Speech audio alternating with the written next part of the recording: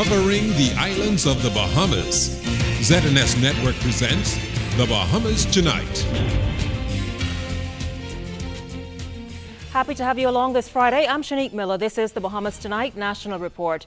Criminals will soon find it tougher when they face the criminal justice system. Moreover, it will be tougher for alleged criminals to harass and bump off potential witnesses. This provision among a package of anti-crime bills passed in the Senate last night. Last of the bills to be debated, the Criminal Evidence Anonymity Bill. Attorney General John Delaney says, if there is no witness, then there is no justice. We get this story from Janae Noel. If there is no witness, there is no justice. Attorney General Senator John Delaney made this declaration as he moved the Criminal Evidence Anonymity Bill in the Senate last evening. The bill, which serves as a last resort in criminal cases to protect witnesses, ensures that where it is evident that witnesses will most likely be harmed, they will be protected. Delaney strongly believes that this bill will be effective. He laid out exactly what a judge would consider before granting this protection. The judge, before he makes an order under this, he must consider this: the general right of a defendant in criminal proceedings to know the identity of a witness in the proceedings. So that is consideration number one. So there have to be circumstances that can take the judge beyond that. If the judge can't get over that, because the situation is not extreme enough, or you can really do without that particular witness, and that there may be some other forensic evidence, maybe there is CCTV, maybe there is DNA sampling of some kind, and that this witness is not essential, then quite likely a judge can't get past that first point.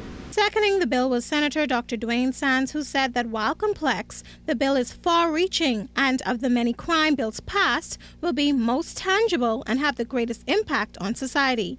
He commented on how we as a country got to this point.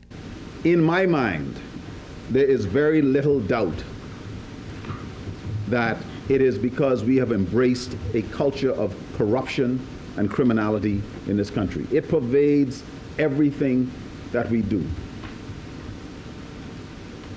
From the time of the pirates until now, Bahamians have run a little bit loose with the law.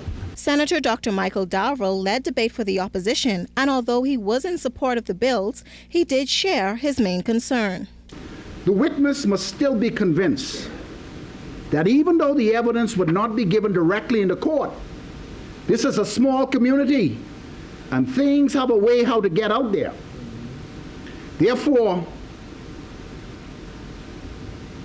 what are the checks and balances? What are the nuts and bolts in handling this new law? And what are the assurances that the government's witnesses will be protected as they execute this law? What about liability? Responding, Senator Delaney says that the act does ensure penalties for this. Meanwhile, Tourism Minister Senator Vincent Vanderpool Wallace commented on the importation of cultures, which he said is negatively impacting our young men. If you look at all of the things that seem to suggest that there's a social problem, it is not broad across the sexes. We have a significant and substantial problem among young men in our society. So let's identify what the real big problem is and begin to address what it is we have to take a look at. Senators are expected to debate the Road Traffic Amendment Act when they meet on November 2nd. Janae Noel, ZNS News. 46-year-old Richard Gibson faced Chief Magistrate Roger Gomez on charges of murder this afternoon. Gibson, a resident of Sunwood South, Sunshine Park, is accused of killing his 15-year-old daughter, Rochelle Gibson, last Saturday, October 22nd.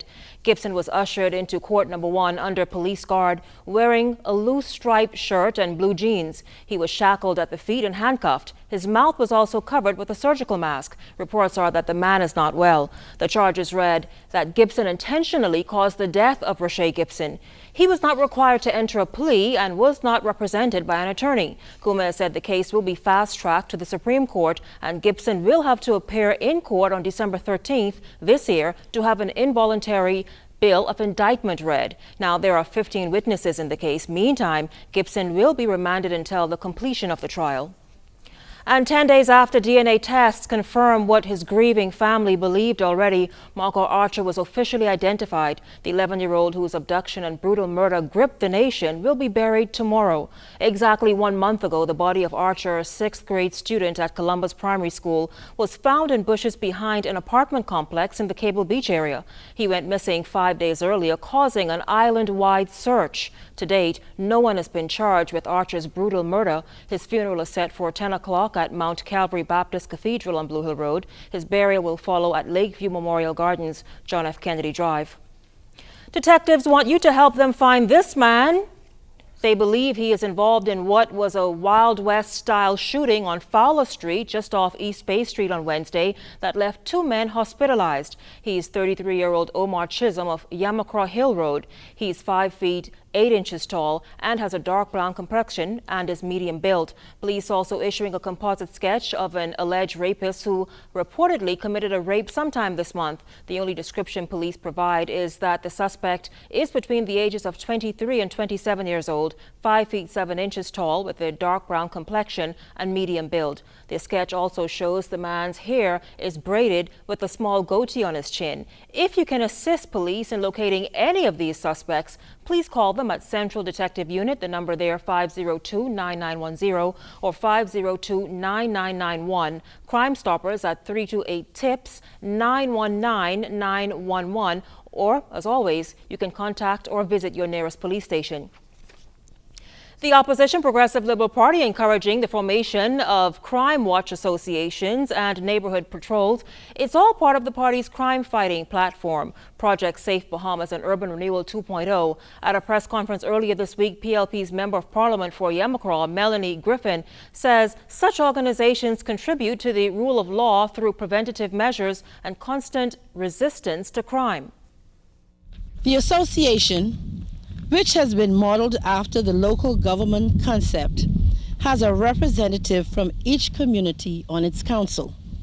It provides a monthly forum for the exchange of information between the police and the community, as well as between parliamentary representatives and the community. Residents are able to report any suspicious activity in and around their neighborhood, and also enlist the assistance of parliamentarians and the police in addressing concerns and issues. Griffin calls on all residents to support community-based associations and take control of their streets and their neighborhoods. Well, still on news from the PLP, the Progressive Liberal Party announcing 3 new candidates for its 2012 general election campaign. Former Chamber of Commerce President and Marketing Executive Kalis Rule will contest Pinewood. Petroleum retailer Gregory Burrows will carry the opposition's banner in Montague. And former athlete and mechanical engineer Renwood Wells will battle for the party in Bamboo Town. The PLP's slate of candidates now totals 31. The men were unanimously ratified at the party's monthly meeting of its National General Council. The Democratic National Alliance also adding 5 candidates to its 2012 general election list. Securing party nominations include Rodney Moncur for Bain and Grantstown, Wellington Woods for Pinewood, Allworth Pickstock for Golden Gates, Theophanis Kocha Magolis, I hope I got that right. He will run in the Carmichael area, and Nicholas Jacks will run for the party in the St. Cecilia constituency. And those candidates address the current state of the economy and the party's plan to move the economy forward. That story tonight from Altovise Munnings. The role of the government and current economic challenges were addressed by the Democratic National Alliance's Seabreeze candidate, Chris Mortimer. He stated that the government should create the economic environment to stimulate employment, the business environment to facilitate entrepreneurship, innovation and local ownership, and control cost of living. With the current challenges of high unemployment and underemployment, Mortimer claims there is a mismanagement of national debt and lack of accountability in government spending. He recommends a national development plan. We must make prudent choices to chart a new course for our country. And the full economic plan of the DNA will form the basis of this new highway, which empowers our people to grow our economy, to put our people back to work, and to leave a vibrant and robust economy upon which our children can reach for the stars. The DNA's Carmichael candidate, Theophanis Kochina-Magoulis, illustrated the party's job creation plan, which includes Bahamian ownership. The cruise industry, it's not ours. The domestic banking industry, it's not ours. 80% of what comes into the Bahamas basically leaves the Bahamas. In fact, 85% of all tourist revenue either never come in, or if it comes in, it leaves. The DNA solutions to the economy was outlined by the party's candidate for Elizabeth, Charlene Paul. One of them is creating a financial services authority, as well as broadening our agriculture, fisheries, and tourism sectors. Other countries around the world with limited resources like ourselves have been able to actually do this for themselves.